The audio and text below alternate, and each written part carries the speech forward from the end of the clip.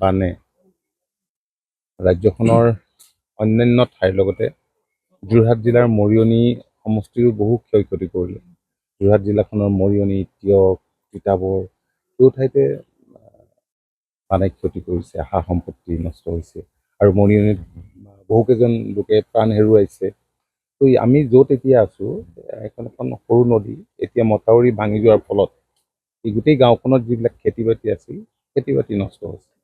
আৰু এইখন নদীৰ এই মথাউৰিতে 10 ঠাইত এনেধৰণেৰে মানে ছিগিছে। এই কথাটোকে আমাৰ স্থানীয় বিধায়ক ৰূপজ্যোতি কুৰ্মীয়ে দিনে ৰাতিয়ে মানুহখিনিৰ লগত লাগি আছে আৰু সহায় কৰিবৰ কাৰণে চেষ্টা কৰি আছে। কৈছিল যে এপাক ইয়ালৈ আহি যাওক। আমি আহিলোঁ। যোৱাকালি চৰাইদেউ, শিৱসাগৰ এইবিলাক ঠাইলৈ গৈছিলোঁ।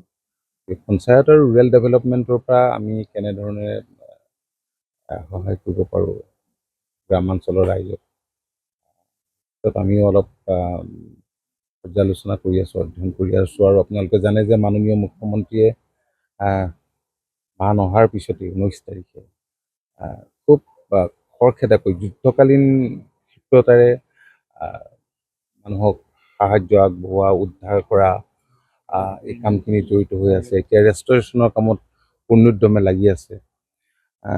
আমাক সকলোকে নিৰ্দেশো দিছে যে আমি ৰাইজৰ লগত আছোঁ আৰু ৰাইজক এই বিপদৰ পৰা উদ্ধাৰ কৰিবৰ কাৰণে আমি যি কৰিব লাগে কৰিম। আজি আমাৰ লগত আমাৰ বিষয়াসকলৰ এটা দলো আহিছে, additional chief secretary, mission director, ARCLMৰ এডিশ্যনেল ছেক্ৰেটাৰী, PNRD, বহুতখিনি বিষয়াও আহিছে, নিজেও চাইছে, ৰাইজৰ সমস্যাবোৰ খুব ওচৰৰ পৰা দেখিছে। গতিকে পৰিকল্পনাবিলাক ভৱিষ্যতৰ দিনত ভালদৰে লৈ ঠিক ঠাক কৰিব লাগিব আৰু এইখিনি কাম আমি কৰিব লাগিব। কৃষকসমূহ কঠীয়াসমূহ কিন্তু সম্পূৰ্ণ নষ্ট হৈছে বনাই অঞ্চলতে। চাওক, মই দেখিছোঁ যে আমাৰ কৃষিমন্ত্ৰীগৰাকীয়েও যথেষ্টখিনি এইকেইদিন তৎপৰতাৰে কৃষকক সকলো ধৰণৰ সাহাৰ্য দিবৰ কাৰণে চেষ্টা চলাই আছে।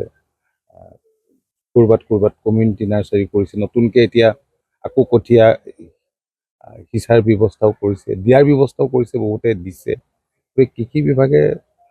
কৃষি বিভাগৰ যিখিনি কাম খুব তৎপৰতাৰে কৰা আমি প্ৰত্যক্ষ কৰিছোঁ আৰু ইয়াৰ ৰাইজকো নিশ্চিতভাৱে সহায় কৰিব। হয়তো কৃষিমন্ত্ৰীগৰাকীও আহিব। এইবাৰ আটাইতকৈ ডাঙৰ সমস্যা হৈছে পলসে গোটেইবোৰ পুতি পেলালে। সেইটোতো ডাঙৰ কথা। এতিয়া নোৱাৰিলে কিন্তু সেইবোৰ কৃষিভূমিও নষ্ট হ'ব। হয় হয় হয়, সেইখিনি ঠিকেই কৈছে আপুনি। এইখিনিৰ কাৰণে এটা সুস্থ পৰিকল্পনাও লাগিব। গতিকে আমাৰ কেইটা বিভাগৰ মাজত সমন্বয় ৰক্ষা কৰি ভৱিষ্যতৰ দিনত আমি কাম কৰিব লাগিব। ডিজাষ্টাৰ মেনেজমেণ্ট আছে, কৃষি, এনিমেল হাজবেণ্ডেৰী, ভেটেনেৰী, বহুকেইটা বিভাগ এই গোটেই কথাখিনিৰ লগত ৰেষ্টৰেশ্যনৰ কামত জড়িত হৈ থাকিলে মই ভাবোঁ যে যিখিনি প্ৰব্লেম হৈছিল আমি পুনৰ আগৰ অৱস্থালৈ আমি ঘূৰাই দিব পাৰিম। আৰু ৰূপজ্যোতি কুৰ্মীটো আপোনালোকৰ স্থানীয় ৰাইজৰ কাৰণে দিনে ৰাতিয়ে খাটি আছে, লাগি আছে। তেওঁকো ধন্যবাদ জনাইছোঁ। পঞ্চায়ত আৰু গ্ৰামোন্নয়ন বিভাগৰ ইত্যাদি বিভাগৰ মাননীয় মন্ত্ৰী অতুল বৰা ডাঙৰীয়াক ধন্যবাদ জনাইছোঁ। মৰিয়নি সমষ্টিৰ বিভিন্ন আমাৰ বানৰ ফলত সৃষ্টি হোৱা সমস্যাসমূহ বুজ ল'বলৈ তেখেতে আহিল। তেখেতৰ যিটো বিভাগৰ প্ৰধানমন্ত্ৰী আৱাস যোজনা ঘৰ কেইটা নষ্ট হ'ল, উটি বাঢ়ি গ'ল। ইয়াৰ লগতে পঞ্চায়ত আৰু গ্ৰামোন্নয়ন বিভাগৰ যিসমূহ গ্ৰামাঞ্চলৰ পথ বা কালভাৰ্ট ইতিমধ্যে বা এগ্ৰি বান্ধ, কৃষি বান্ধ বা ৰিং বান্ধ নষ্ট হৈছে, সেইসমূহ পৰিদৰ্শন তেখেতে কৰিছে নিজে। আৰু অনুৰোধ জনাইছিলোঁ যে এটা আপুনি চকুৰে চাই আহক। আজি বৰ্তমান তেখেত বলমা গাঁও পঞ্চায়তৰ অধীনত দেউধাই গাঁৱত 3টা স্থানত ছিঙিছে। এটা তেখেতে নিজে পৰিদৰ্শন কৰিলে আৰু নিজে অনুভৱ কৰিলে। প্ৰিন্সিপাল ছেক্ৰেটাৰী বিভাগৰ কল্যাণজী, ACLMৰ ৰাজ্যিক আমাৰ মুৰব্বী কুন্তল ডাঙৰীয়া, তেখেত সকলো আহিল। মই তেখেতসকলক ধন্যবাদ জনাইছোঁ। এই চেগতে মই সাংবাদিক বন্ধুসকলকো ধন্যবাদ জনাম।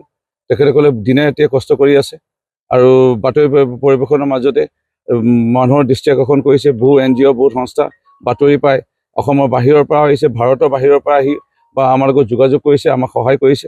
অকল মৰিয়নি বুলি নহয়, 4খন জিলাৰে বিভিন্ন প্ৰান্তত আমি দেখা পাইছোঁ। সেয়েহে বিভিন্ন দল, সংগঠন, অনুষ্ঠান প্ৰতিষ্ঠান আৰু সংবাদ মাধ্যমকো মই স্থানীয় মৰিয়নি সমষ্টিৰ বিধায়ক হিচাপে আজি এই দুখৰ মুহূৰ্তত আপোনালোকে থিয় দিয়াৰ বাবে ৰাইজৰ হৈ আপোনালোকক কৃতজ্ঞতা জনাইছোঁ, ধন্যবাদ জনাইছোঁ।